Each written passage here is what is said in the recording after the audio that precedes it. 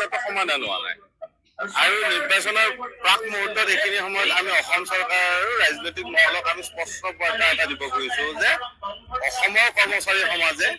পুৰণি পেঞ্চনৰ বাহিৰে কোনো ধৰণৰ গত্যন্তৰ কথা নুবুজে নুশুনে নামানে গতিকে সোনকালে নিজৰ নিজৰ স্থিতি স্পষ্ট কৰক অসম চৰকাৰক আহ্বান জনাইছো সোনকালে পুৰণি পেঞ্চন ব্যৱস্থাৰে আমাৰ কৰ্মচাৰী সমাজক সুৰক্ষিত কৰক দ্বিতীয় কথাটো হৈছে ৰাজনৈতিক মহলে এতিয়াও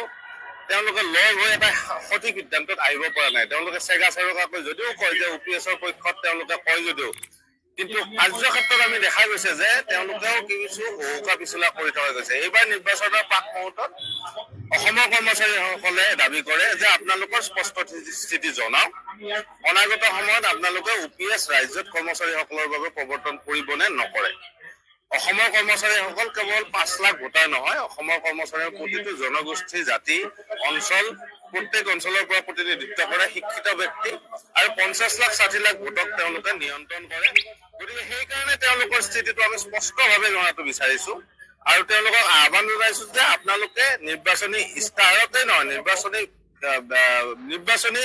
বিষয়তে নহয় সমস্যাটো সমাধানৰ ক্ষেত্ৰত আপোনালোকে সকলো লগ হৈ আপোনালোকে সিদ্ধান্ত গ্ৰহণ কৰাৰ ক্ষেত্ৰত কি পদক্ষেপ লৈছে আমি কৰ্মচাৰী সমাজক জনাও অনাগত সময়ত আমি কৰ্মচাৰী সংস্থা সংঘকো অনুৰোধ জনাইছো আমি বিভিন্ন ক্ষেত্ৰতে যে যেটো তেওঁলোকৰ এই মুহূৰ্ততো তেওঁলোকে কিছু কৰ্মচাৰী সংস্থা সংঘ এতিয়াও নিশ্চয় হৈ আছে তেওঁলোকক অনুৰোধ জনাইছো তেওঁলোকে আগুৱাই আহক এই সমস্যা সমাধানৰ কাৰণে ইতিমধ্যে আমি উত্তৰ পূৰ্বাঞ্চলৰ সকলো ৰাজ্যৰে কৰ্মচাৰী সংস্থা সংঘ লগ হৈ এই সংগ্ৰামখন আগুৱাই নিয়াৰ আমি এটা পৰিৱেশ সৃষ্টি কৰিছো আৰু অনাগত সময়ত অসমৰ লগতে উত্তৰ পূৰ্বাঞ্চলৰ 8খন ৰাজ্যৰ প্ৰত্যেক কৰ্মচাৰী সংস্থা সংঘই এই সংগ্ৰামত অৱতীৰ্ণ হ'ব তাৰ আগতে অসমৰ কৰ্মচাৰীসকলৰ কাৰণে সুখবৰ এটা আহক আৰু মাননীয় মুখ্যমন্ত্ৰী মহোদয়ক অনুৰোধ জনাইছো অসমৰ কৰ্মচাৰী সমাজক অনুৰোধ যে শীঘ্ৰে UPS পুনৰ ব্যৱস্থা বলবৎ কৰি আমাৰ কৰ্মচাৰীসকলক সুৰক্ষা প্ৰদান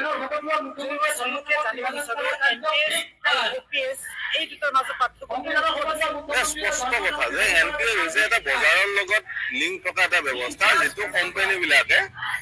আমাৰ পৰা কাটি নিয়া পইচা আৰু চৰকাৰে দিয়া পইচাৰ ওপৰত বেপাৰ এটা কৰি তাৰে অংশ এটা দিয়ে আৰু সেই কাৰণে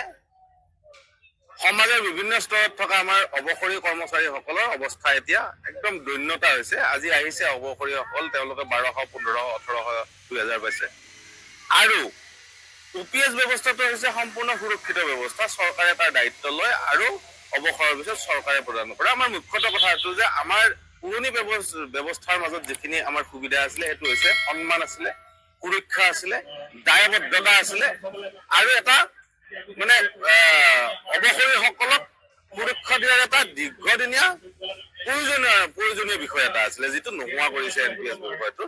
UPS আনিছে তথাপি UPS বিষয়টোতো আমি সন্তুষ্ট নহয় এই কাৰণে আমাৰ যেটো ধন কৰ্তন কৰা আছে তাক দিয়াৰ কোনো ব্যৱস্থাটো নাই ঘূৰিপকি একেই মাৰ্কেট লিংক ব্যৱস্থা গতিকে মাৰ্কেট লিংক ব্যৱস্থাৰ লগত আমি কোনো ধৰণৰ আপোচ কৰা নহয় আৰু অনাগত সময়ত আমি পুৰণি পেঞ্চন ব্যৱস্থা যেতিয়ালৈকে বলবৎ নহয় আমাৰ এই সংগ্ৰাম চলি থাকিব নিৰ্বাচনৰ প্ৰাকখনত আমি আমাৰ কৰ্মচাৰী সমাজে অনাগত ভোটত বেলত ভোট দিব তাকে আমি আজি এটা সিদ্ধান্ত গ্ৰহণ কৰিছো অনাগত সময়ত আমাৰ কৰ্মচাৰী সমাজে যেহেতু নিৰ্বাচনত সকলোৱে অংশগ্ৰহণ কৰে বিভিন্ন কাম কৰি থাকে গতিকে তেওঁলোকে বেলত ভোটেৰে ভোট ফৰ UPS প্ৰদান কৰিব আৰু তাৰ প্ৰাকখনত ৰাজনৈতিক দলসমূহে নিজৰ স্থিতি স্পষ্ট কৰক শেষত আপোনালোকৰ এই অনশন কাৰ্যসূচীত চৰকাৰী বিষয়ববীয়া বা সংশ্লিষ্ট বিভাগৰ কোনোবা সঁহাৰি কিবা জনাইছে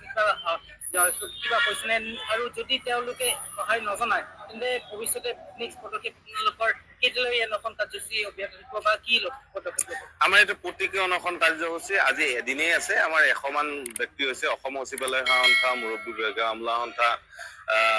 junior college teachers association Assam ৰাজ্যিক প্ৰাথমিক শিক্ষক সন্মিলনী অৱসৰী কৰ্মচাৰী শিক্ষক সংস্থা চতুৰ্থ শ্ৰেণীৰ কৰ্মচাৰী সন্মিলনী ইত্যাদি সংস্থা সংঘবিলাকে এটা প্ৰতিনিধি আছে আৰু এতিয়ালৈকে অসম চৰকাৰৰ কোনো সঁহাৰি নাই আৰু আমি নিৰ্বাচন কেন্দ্ৰিক আমি সংগ্ৰামৰ কাৰ্যসূচীটো গ্ৰহণ কৰিছিলো গতিকে ইয়াৰে ৰূপটো আমাৰ ইয়াতে ফলাফলটো নিৰ্বাচনতে দেখা পাব অনাগত সময়ত আমি আশা কৰোঁ যে ৰাজনৈতিক দলসমূহে ৰাজনৈতিক যিটো তেওঁলোকৰ পাৰ্থক্য বিভেদটো পাহৰি অসমৰ কৰ্মচাৰী সমাজক অসমৰ অৰ্থনৈতিক সুৰক্ষাৰ স্বাৰ্থত অসমৰ ৰাজ্যিক সুৰক্ষাৰ স্বাৰ্থত এক সুশৃংখলিত সমাজ ব্যৱস্থাৰ স্বাৰ্থত অসমত সোনকালে পুৰণি পেঞ্চন ব্যৱস্থা বাহালৰ কাৰণে সকলোৱে